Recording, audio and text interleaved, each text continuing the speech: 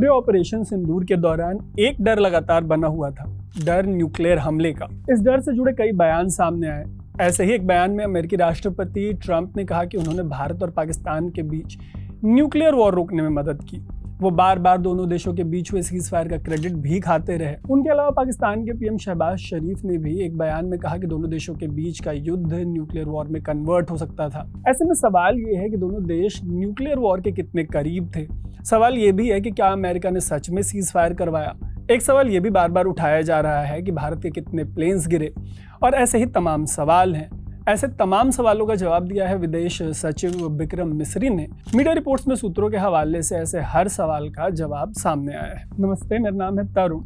शुरू करते हैं ये स्टोरी और आपको देते हैं ऑपरेशन सिंदूर से जुड़े आपके हर सवाल का जवाब। लेकिन सबसे पहले ऐसी ही स्टोरीज के लिए स्विच को फेसबुक, यूट्यूब और इंस्टाग्राम पे फॉलो और सब्सक्राइब जरूर कर लीजिएगा।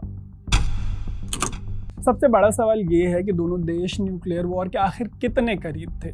सोर्सेज के हवाले से आई मीडिया रिपोर्ट्स में कहा गया है कि ये war pure non nuclear domain में था। पाकिस्तान की तरफ से कोई न्यूक्लियर सिग्नलिंग नहीं हुई थी। यहाँ पे आपका एक सवाल हो सकता है कि आखिर ये न्यूक्लियर सिग्नलिंग होती क्या है, इसका क्या यूज़ होता है। न्यूक्लियर सिग्नलिंग का मकसद होता है दुश्मन देश को ये जताना कि अगर हमला किया गया तो उसके जवाब में परमाणु हमला भी किया जा सकता है। इससे दुश्मन देश हमले से पहले ही डर जाए और हमला करने से बचे। ये पूरा पर्पस होता है इसका। इसे परमाणु हथियारों से डराने की रणनीति भी कहते हैं। ऐसा नहीं है कि पाकिस्तान ने खुले में इसकी धमकी नहीं दी। उनके दो नेताओं ने रशिया टुडे को दिए गए अलग अलग इंटरव्यूज़ में एन वर्ड का यूज़ किया। उनके पीएम तक ने एन वर्ड का यूज़ किया। लेकिन अगर लेटेस्ट मीडिया रिपोर्ट्स की माने तो कम से कम जब ऑपरेशन सिंदूर चल रहा था तब पाकिस्तान इसे लेकर सीरियस नहीं था। और पूरे ऑपरेशन के दौरान उनके एयर बेसिस को निशाना बनाए जाने के बावजूद किसी तरीके की न्यूक्लियर सिग्नलिंग नहीं हुई। ये जानकारी मिस्री ने एक्सटर्नल अफेयर्स से जुड़ी पार्लियामेंट्री स्टैंडिंग कमेटी को दी। उन्होंने 19 मई को ये तमाम बातें पार्लियामेंट्री स्टैंडिंग कमेटी को बताई हैं। आपको याद होगा कि दोनों देशों के बीच 10 मई को सीज फायर हुआ था।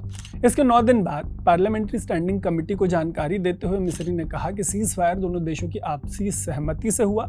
इसमें अमेरिका का कोई हाथ नहीं था। अमेरिका का हाथ होना नहीं होना ये एक बहुत बड़ा सवाल बना हुआ है, क्योंकि पहले अमेरिका के विदेश मंत्री जो है जेडी वांस, उन्होंने कहा कि दोनों देशों के बीच जो हो रहा है इंडिया पाकिस्तान के बीच, उससे अमेरिका का कोई लेना देना नहीं है। लेकिन सीज फायर की भनक लगते ट्रंप ने सोशल मीडिया पर एक पोस्ट करके और क्रेडिट लूट लिया। सीज फायर वाले दिन से अब तक करीब आधा दर्जन बार ट्रंप क्रेडिट खाने वाले तमाम तरीके के बयान दे चुके हैं। सूत्रों के हवाले से ही सही, बट विदेश सचिव ने जो कहा है उसके बाद इस बहस में एक नया फैक्ट ऐड हुआ है कि सीज फायर बाइलैटरल था या अमेरिका का दखल था। लेकिन एक फैक्ट ये भी है कि विपक्ष इस पर सरकार का पीछा नहीं छोड़ेगा, और जब भी संसद में सरकार और विपक्ष आमने सामने होंगे, सरकार से ये सवाल ज़रूर पूछा जाएगा कि आखिर ये सीज फायर बाइलैटरल था या इसमें अमेरिका का दखल था।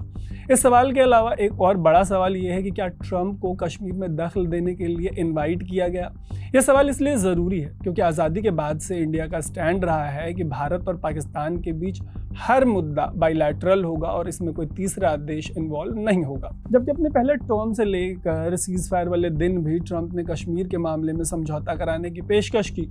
सूत्रों के हवाले से मीडिया में आई खबरों के मुताबिक मिस्री ने कहा कि कश्मीर पर किसी तीसरे देश का दखल जो है उसका सवाल नहीं उठता। इसके अलावा एक बड़ा सवाल ये है कि क्या भारत ने ऑपरेशन सिंदूर शुरू करने से पहले पाकिस्तान को इसकी जानकारी दी थी। शशि थरूर की अध्यक्षता वाली फॉरेन मिनिस्ट्री की पार्लियामेंट्री स्टैंडिंग कमेटी को मिस्री ने कहा है कि पाकिस्तान को ऑपरेशन शुरू होने से पहले कोई जानकारी नहीं दी गई थी।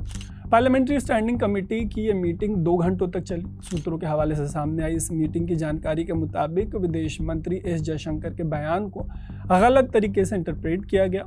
रिपोर्ट्स के मुताबिक मिस्री ने कमेटी से कहा कि 7 तारीख को शुरू हुए ऑपरेशन सिंदूर के बाद पाकिस्तान को ये बताया गया कि भारत ने उनके आतंकी ठिकानों को निशाना बनाया है और भारत नहीं चाहता कि तनाव और बढ़े। मतलब ऑपरेशन शुरू होने से पहले पाकिस्तान को कोई जानकारी नहीं दी गई थी। एक और बड़ा सवाल यह है कि भारत को इस पूरे ऑपरेशन के दौरान कितना नुकसान हुआ। इस मीटिंग के दौरान मिस्री से जब इससे जुड़ा सवाल पूछा गया तो उन्होंने कहा कि इसका जवाब डिफेंस मिनिस्ट्री की तरफ से आना चाहिए। एक और सवाल पूछा गया कि पहलगाम में आतंकी हमला करने वाले आतंकवादियों को पकड़ने के लिए क्या किया जा रहा है। सवाल ये भी पूछा गया कि पूरे ऑपरेशन के दौरान इंडिया ग्लोबली इतना आइसोलेटेड क्यों दिखा। उनसे पाकिस्तानी हमले में चीनी हथियारों के इस्तेमाल से जुड़े सवाल भी पूछे गए। आतंकियों को पकड़े जाने से जुड़े सवाल का जवाब मीडिया रिपोर्ट्स में आया नहीं है एज सच।